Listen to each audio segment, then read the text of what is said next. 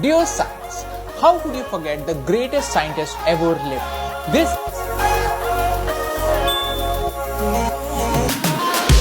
This is the story of Jagdish Chandra Bose, the greatest scientist ever lived. Yes, I would place him right at the top. And not just me, many other scientists believe it too. But many of us don't even know about J.C. Bose. J.C. Bose. He wasn't born in ideal conditions. He was born in India in 1858.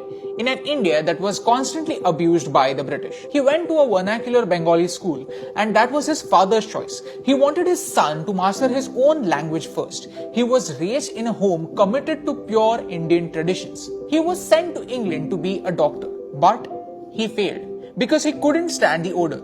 But that led him to physics. He came back to India and he was the professor of physics at the Presidency College, Calcutta. He was paid just 100 rupees a month. This was just 1/3 of any Britisher with the same qualification. Even with all these obstacles, his inventions changed the world. In 1895, Sir J.C. Bose used electromagnetic waves to ring a bell from the distance of 75 feet, passing through walls. Just like Wi-Fi. This was 2 years before Marconi invented the radio. Marconi used Bose's mercury coherer that makes radio communication possible. Marconi rushed to commercialize the use of radio, whereas Bose didn't even want to patent this discovery. And not just radio. Bose generated 5mm electromagnetic waves 60 GHz before instruments were even evolved to measure frequencies that low. The millimeter wave that J.C. Bose was working on is the backbone of 5G technology. But that's not the end of J.C. Bose's inventions.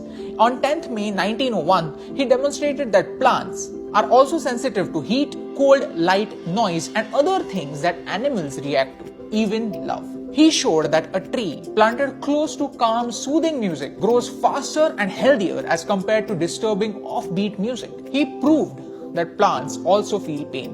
When the roots of a plant are dipped in poison, the plant screams like any animal.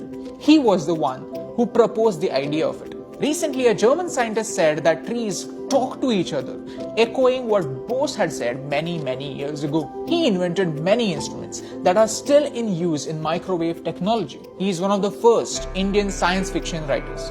He was so ahead of his time that he was borderline controversial. All of his life, he worked from a room that was just 24 square feet big. That's smaller than this room because he lived in a colonized India.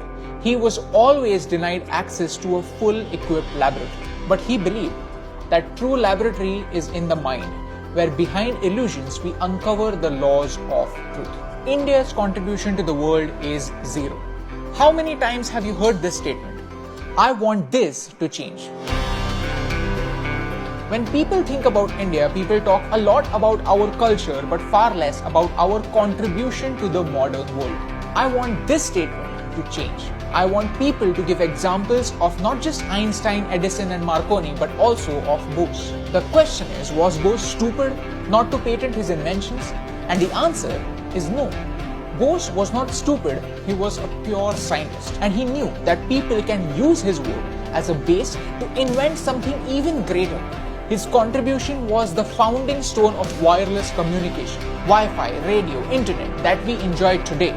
And he was happy to be underground as long as he made the foundation strong. And that's exactly India's contribution to the world. Throughout history, we made the foundations of our modern world strong. And that's the reason why I love India. Hey guys, thank you so much for watching our video. We are on a mission to change the way India thinks and change the way India acts. If you want to support us, share this video. Like our Facebook page, subscribe to our YouTube channel and follow us on Instagram. Cheers.